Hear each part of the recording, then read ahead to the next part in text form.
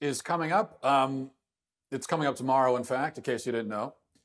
And I do have just one thing I would like to remind you of as you head into the polls. One relevant piece of history, ancient history. Okay, admittedly, this was a long, long time ago. That's why I feel like I have to remind you of it.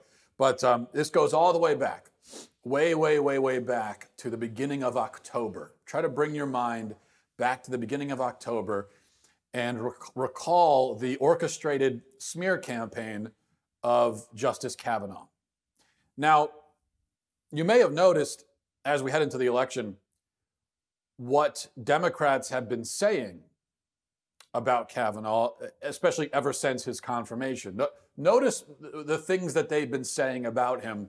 That is, specifically, it should be easy to remember what they've been saying because they've said nothing. They aren't talking about him anymore. They don't bring him up. Have you noticed that? And that's weird, isn't it? Because according to them, he's a rapist.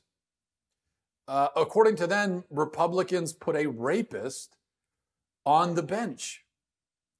So isn't it weird that they haven't been citing that fact repeatedly, constantly on the campaign trail? They talked about it while the confirmation process was going on, but as soon as he's confirmed, they stopped talking about it. You think it would be almost the opposite. Like Republicans have now actually put this guy on the bench. He's a rapist, according to them, yet they're not talking about that. Well, I think we know why. And I think we know why they stopped talking about it. And we can actually, there was a report, a full report released by the Senate Judiciary Committee after they conducted their, finished up their investigation and their, on the whole Kavanaugh debacle. And they just released this report over the weekend. It's 400 pages long, but here's what it says in part.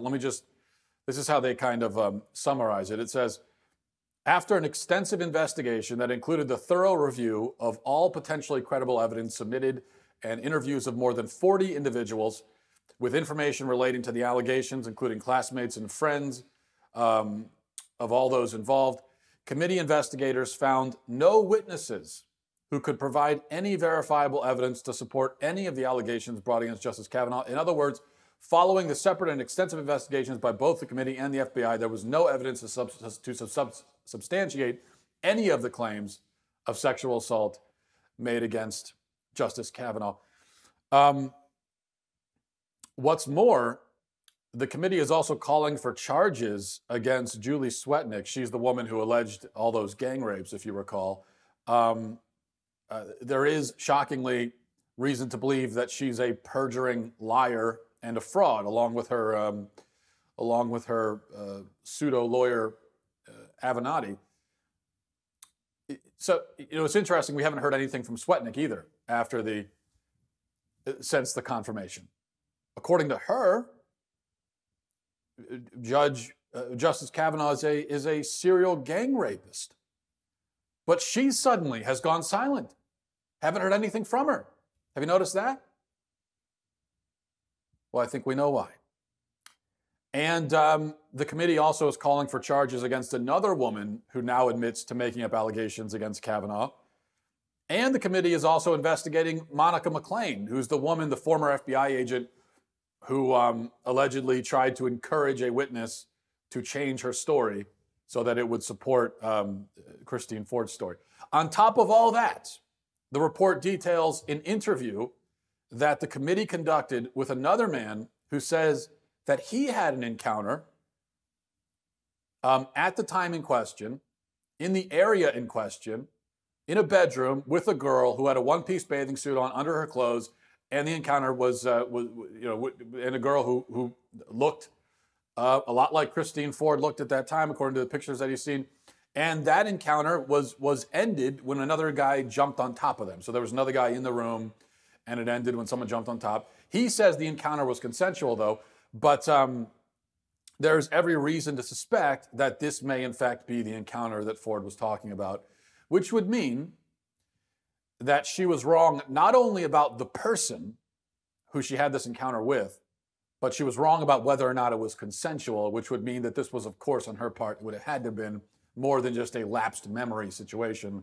This, this would be in that case just a lie and a fraud on her part. And it actually would kind of make sense, because although her story was strangely vague, it was vague especially about details that you wouldn't think she would be vague about things that you'd think she would remember. So it was vague in those parts. But then there were those few things that she was very detailed about and very descriptive about. And she was able, when talking about the story, to conjure up some emotion about it.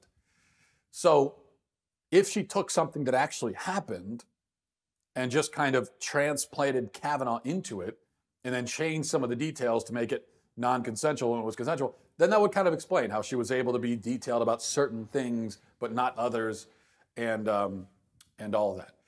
So it's clear why the Democrats have stopped talking about this. The truth is coming out. It has come out, and it is completely, utterly damning to everyone involved in the attack on Kavanaugh. The man is being completely vindicated in remarkable ways, really, because it's actually pretty impressive when you think about it that there could be so much evidence proving his innocence, in relation to a made-up crime from 35 years ago. If an innocent man is accused of doing something 3 decades ago, the most he could usually hope to find to support his side, to prove his innocence, is a lack of evidence on the other side. So if you're accused of doing something 30 years ago, in most cases, the most you could hope for is that the other side just has no evidence. Because from 35 years ago, you're not going to be able to present your own evidence proving that you were innocent. But remarkably, Kavanaugh has that. He has the lack of evidence against him, but he also has a ton of evidence actively vindicating him. Evidence like another man coming forward and saying, no, it was me. Evidence like the denials of all the alleged witnesses. Evidence like recanted statements from accusers. Evidence like his calendar showing all the things that he did during the summer in question. So it's just overwhelming. But Democrats knew that this would happen. Okay, the gambit for them was very simple. For them, it was throw everything at Kavanaugh, no matter how absurd and unsubstantiated, destroy him, keep him off the court, and then weeks later, when the truth comes out, and they knew that it would come out, but then they could just rely on the media to ignore it and bury it. All they cared about was, let's just keep him off the court now, destroy him, and then when the truth comes out 3-4 weeks from now, it's not going to matter anymore. The damage will be done, media won't report it, nobody will hear about it. And they were right about that. The media, of course, is ignoring this. But sadly for the Democrats, the gambit didn't work out because Kavanaugh is on the court. The only question now is whether the voters will make Democrats pay for this smear campaign, and I really hope they do. I think, of course, I'm biased, but I think there are many reasons not to vote for Democrats. But even if you're someone who's on the fence politically or ideologically, this should definitely be enough to push you, if not towards voting for Republicans, at least staying home and not voting for Democrats when you see what they did. I mean, this is, as I said throughout the entire thing, this is one of the most brazen smear campaigns and some of the most brazen dishonesty that we've ever seen from politicians, especially when you think about it. It's not just one politician, it was many of them. It was the Democrat Party together deciding to engage in this campaign of destruction and lies and slander. They have to be punished for that. For the sake of common decency, for the sake of preserving, to whatever extent we still can, the integrity of our political process, they have to be punished for that. So please keep that in mind as you head to the polls. Okay, moving on. I want to touch briefly on something. Pete Davidson is a comedian on SNL Maybe you heard about this over the weekend. He made a bad and stupid joke, very bad, very stupid, about a GOP congressional candidate named Dan Crenshaw. And Crenshaw is a veteran who lost an eye while fighting overseas. So he wears an eye patch now.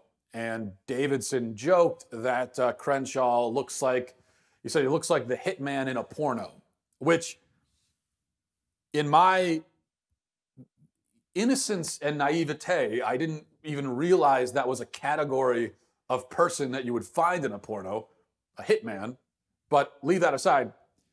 Nevertheless, it was, as I said, a stupid and bad joke and offensive, as he was obviously mocking someone who's suffering a disability from war. And to mock someone with a disability at all is bad. To mock their disability when they got it fighting for the country just makes it all the worse. But it was a joke. We can say it was a joke from a comedian. Bad, stupid, offensive, but a joke.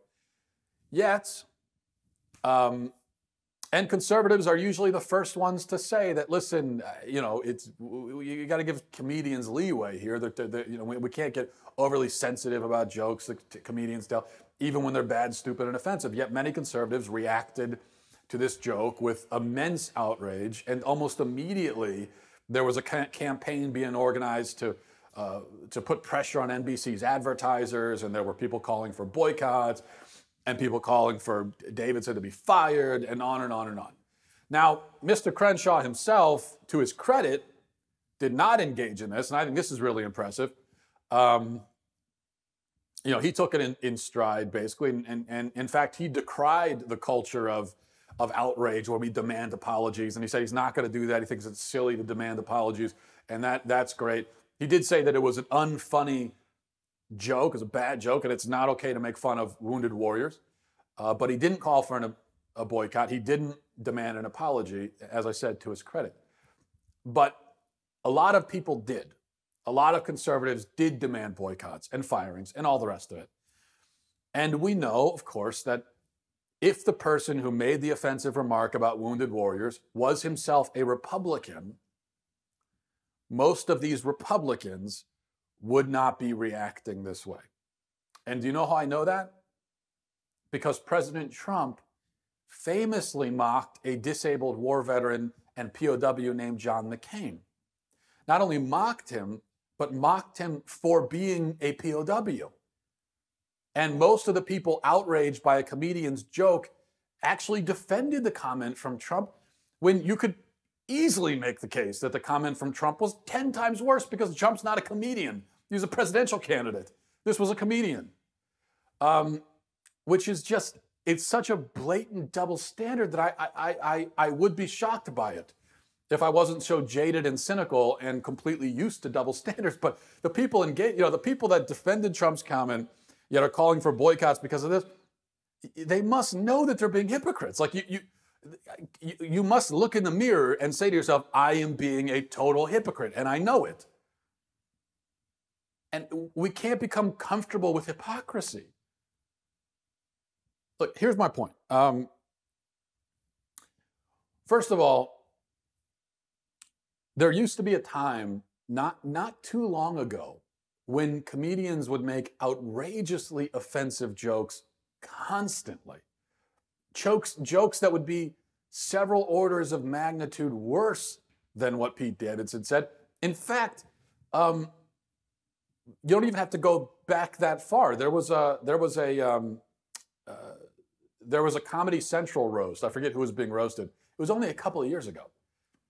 And Davidson himself, Pete Davidson, was at the roast, and other comedians were mocking him because his dad died on 9/11. They were not only making 9/11 jokes, but they were making 9/11 jokes about Pete Davidson's dad who died. Now, speaking of 9/11 and offensive jokes, Gilbert Gottfried, who is known for being outrageous and making jokes about the most horrible kinds of things, actually made a 9/11 joke in New York, like 2 weeks after the attack. He was in New York and he made a joke in front of his whole audience. And of course, he was booed off the stage. But this is the kind of stuff that comedians used to do. Someone reminded me yesterday of, and I remember seeing this when it happened. In 2005 or 2006, Norm Macdonald went on The Daily Show only a few days after Steve Irwin died. And he proceeded to joke about it for 5 minutes. He went into this extended riff where he was imagining how disappointed the crocodiles must have been that a stingray killed Steve Irwin, and one of them wasn't able to. In fact, they were disappointed that a fruity fish killed Steve Irwin instead of one of them. I mean, these days, even to use the word fruity in that context would probably get him boycotted. But saying nothing of the fact that he was making fun of this guy who just died like 2 days before. And those are just a couple of recent examples. I mean, you go back decades, go back to Richard Pryor, George Carlin, Don Rickles, I mean, all those guys. And you find comedians making absolutely outrageous jokes about really dark subject matter. And sometimes the jokes aren't funny. Like Davidson joke was not funny. Sometimes they're horrible, but you can't help but laugh. Sometimes they really do cross a line, and they're unfunny. Davidson's joke crossed a line, it was unfunny. I think the jokes directed at him about his dad dying on 9/11, those are not funny, and they cross a line. But we have to ask ourselves, would we rather live in a world where offensive comedians can be offensive without it turning into a boycott? Or do we like living in this world where every outrageous joke becomes its own news cycle? Maybe another way of putting it is this. What was actually wrong with the original way of doing things? Was anyone being harmed by these jokes? I mean, if you lived through the dark times of, say, the 90s, when comedians would make horrible jokes all the time, constantly, about all kinds of things, and nobody batted an eye.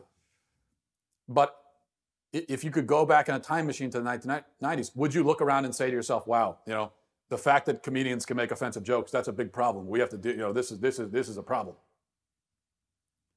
Is our new approach, our readiness to be offended by any joke, is that solving some kind of problem? What problem was solved by this? I don't think it is. I think it's just, and it becomes all the way, you know, I think people get this wrong because people say, well, we're so sensitive these days. And that is part of it. I mean, we are sensitive, too sensitive. But it's even worse than that because I think our sensitivity is often performative. It's theatrical. It's not really sensitivity that's ruining comedy, it's partisanship.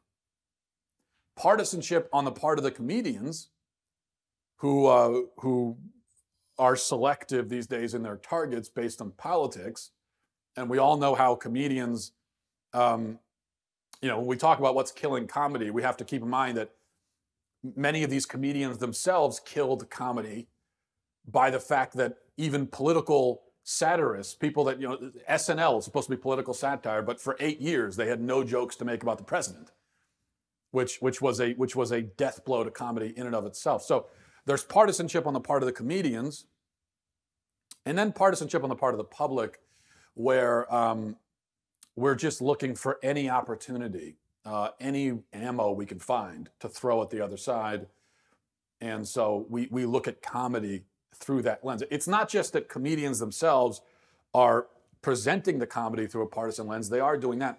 But we also are receiving the comedy through a partisan lens and deciding what we think is funny and what we think is offensive based on our partisanship.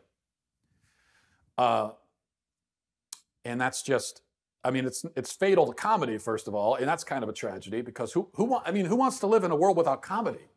I think that's one of the, for human beings, I feel like that's an essential ingredient to living a human life. You need humor, right? You need to be able to laugh.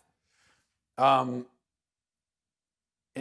I would say it's better to err on the side of laughing at too many things than not being able to laugh at anything, because there's always some partisan snowflake ready to get offended. And again, this is not, I'm not defending the joke. It was a horrible, stupid, unfunny joke. So, you know, we can all say that. It's okay to point that out even. But what I'm talking about is the boycotts and fire him and let's make it into a news cycle. That's what I'm talking about. That's the problem. I think our reaction to those kind of jokes should be exactly the reaction that Crenshaw himself had, which was, it's a funny, stupid joke. Now I'm moving on with my life. Or unfunny, stupid joke, I meant to say. Okay.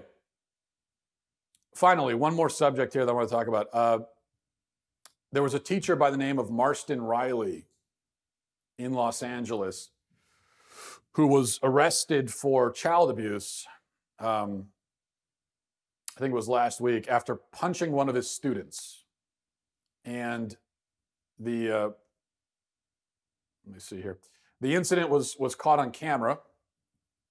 And so you see the 14-year-old kid berating the teacher, cussing him out, taunting him, refusing to leave the classroom. And finally, he throws a basketball at the teacher and then really gets in his face. And at which point, Riley punches the kid and a scuffle ensues, and Riley punches him several more times. And now Riley, the teacher, is being charged with a crime and will probably lose his job. Now, you know, if you're familiar with me at all, you know that I am not a defender of the public school system, and I am not at all hesitant to criticize teachers. I do it frequently, but I think it's absurd to charge this man with a crime, child abuse. Come on. And I don't think he should be fired. I have no problem saying that this young punk got exactly what he needed and deserved. I have no doubt that a beatdown from the teacher may be you know, I mean, I don't know. We can't make assumptions based on one video, but this does not seem like the sort of kid who's really getting a lot out of school, right? And so this may end up being the most important educational moment of his life up to this point. It also doesn't seem like the kind of kid who's getting a lot of education at home. So this really may be the most important lesson he ever got. And it didn't come in a book. It came with a punch to the face. Now, yeah, obviously the school cannot outright condone a teacher punching a student, even if the student was cussing him out and throwing objects at him. So what I think the school should do is they should suspend the teacher with pay for like a week and then have him come back and get back to his job, and they should expel the student. Expel the student, give the teacher a paid 1 week vacation while they investigate, and then have them come back. And you know what? I think even the teacher should probably throw them a nice little private party in the faculty lounge, bring cupcakes and that kind of thing. Not in front of everybody. You know, I'm not saying we throw them a party in the auditorium. I mean, that would be kind of nice also, but of course I know that won't happen. I have a lot of sympathy for the teacher in this situation and absolutely none for the kid. None. And I think it's hard for some people to conceptualize just what teachers in certain districts deal with. Now, it's not like this in every school, but in some schools, there are students who are just absurdly abusive to the teachers, completely uncontrollable, no respect for authority at all. I mean, really, no respect, none. There are teachers who are verbally abused and berated and sometimes physically abused constantly, every day. And this is not how it should be. This is not normal. This is not what an educational environment is supposed to be like. And I think that we should tolerate our teachers being human on occasion. I'll tell you this, I would not be able to deal with that kind of behavior every day without smacking somebody in the face. I wouldn't be able to do it. And let me also say that this is not child abuse, okay? The moment that a teenager starts acting this way towards an adult, towards a grown man, he is not a child anymore. He clearly wants to be a man, and he wants to play a man's game, and he wants to man up and be a tough guy. So I say, let him face the consequences. Child abuse. Oh, the poor child was abused. No, the poor child wanted to be a man, and he was treated like one. And maybe he learned his lesson.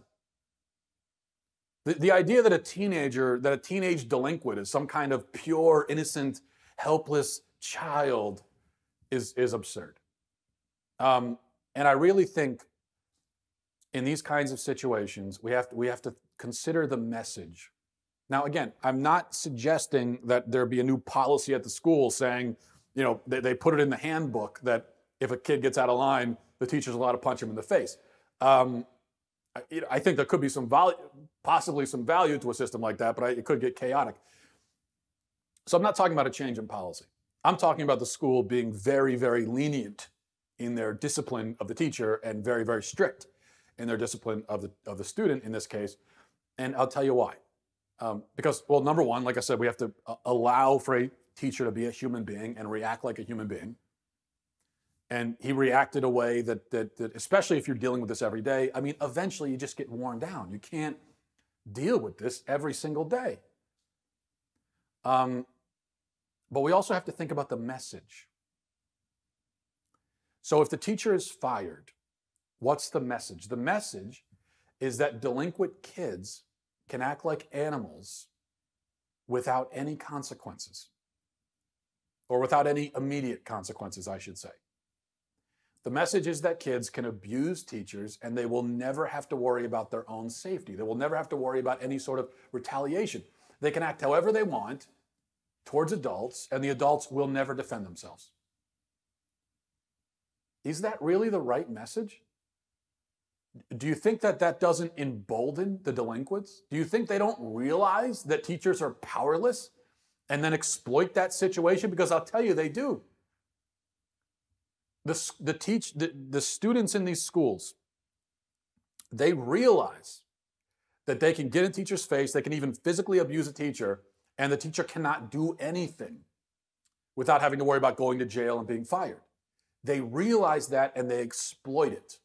Every day, constantly, they are exploiting that fact. So my point is, maybe a student should have to worry that his lip will get busted if he gets in a teacher's face. What's the downside to a student having to worry about that? I mean, really, what's the downside? What's the downside to a student having to think to himself, if I act like a total animal to this grown man and I get in his face and I hurl an object at him, he might punch me in the face. What's the downside? What are we worried? So we worry that the poor helpless child may be traumatized by that realization. He may feel unsafe. He'll feel unsafe in school. Well, he should feel unsafe when he's acting like that. That's the point. There's a limit there's a limit on human actions, and if you act outside that limit, you should have to feel unsafe. You should have to think to yourself, you know what? If I keep carrying on this way, I might get punched in the face. I think that is a good calculation for a person to have to make, including kids. Now, obviously, it's different. If we're talking about a 5-year-old, it's a totally different situation. But 14, 15 years old, I'm sorry. I think now you've reached an age where if you want to puff up your chest and act like a man, you might be treated like one. And you can't complain about it. The school issued a statement, and from the statement, it seems like they're definitely going in the wrong direction with this. The statement is, "We are extremely disturbed by the reports of the events that occurred at Maywood Academy High School. We take this matter very seriously and do not condone violence or intolerance of any kind. Los Angeles Unified is cooperating with law enforcement. Crisis counselors and additional school police patrols will be at school on Monday to support our students and staff." We don't condone intolerance? Really? So intolerance? Well, you should condone that sort. There should be intolerance to that sort of behavior. What are you talking about? So their problem with what the teacher did was not only was it violent, but it was intolerant. Of course it's intolerant. The kid is acting in a completely intolerable way. So he should meet intolerance. Crisis counselors. I mean, come on. This is exactly the wrong. I'm telling you, I know schools feel like they have to react this way, but you react this way, all you're doing, you may as well write in a written invitation to every delinquent at the school saying, please act like even worse animals than you've already been acting. Here you go. Here's an invitation. Please go and get in your teacher's face and taunt and berate him. And please RSVP by noon to let us know if you may as well hand out invitations at that point, because that's how the kids take it.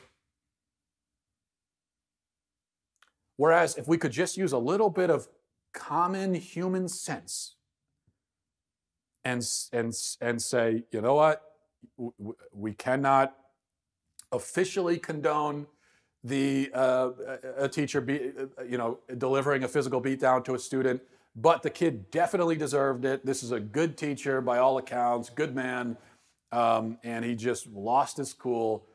Go settle down, little paid vacation. We'll call it we'll call it discipline. It's not really. You'll come back in a week, and everything will be fine. And that kid is going to be out of the school. So then the students have to say to themselves, you know what? If I act that way to a teacher, not only might I get my nose broken, but I'm going to get expelled, and that teacher's going to get to stay. What's wrong with that? Isn't that exactly the message that the students should hear? Unless you want chaos in the schools, which is exactly what you get in many of these schools. In many of these schools, it's not an exaggeration to say there is just total chaos. Because when the kids don't respect the adults and they have no reason to respect them, and the adults have their hands tied behind their back, it's just kids are going to exploit that. And so I think we have to rethink our approach in those cases. All right, we'll leave it there. Big day tomorrow, voting. Please keep in mind what we discussed at the beginning of the show, and I'll talk to you tomorrow. Godspeed.